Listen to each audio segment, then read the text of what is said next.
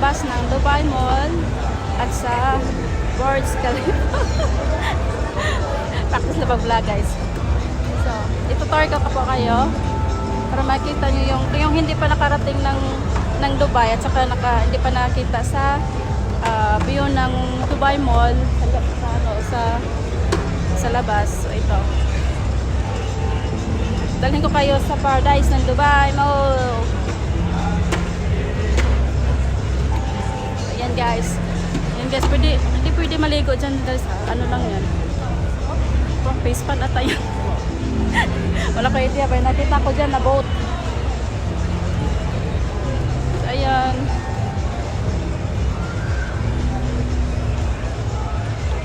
Pati ako guys, nag-enjoy ako. Pag-isa lang ako guys. Hindi talaga ako sinipot ni Beverly na yan. Saan ka na oy?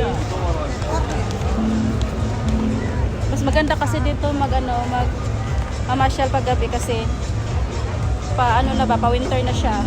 Tapos walang init. Gusto yan ang pinaka-mall sa Dubai Mall yan. Yan ang pinaka-mall. Yan ang entrance.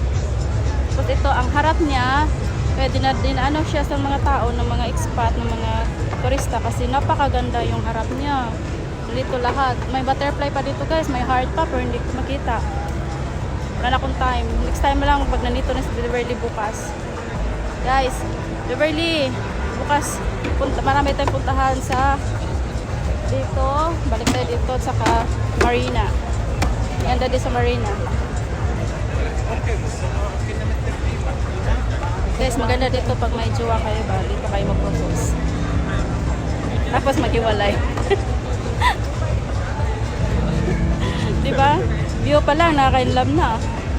Di bali yung hindi mamahalin yung ring na ibigay mo sa jowa mo. Basta ito mo sasagutin ka talaga. Mag-idol talaga yan.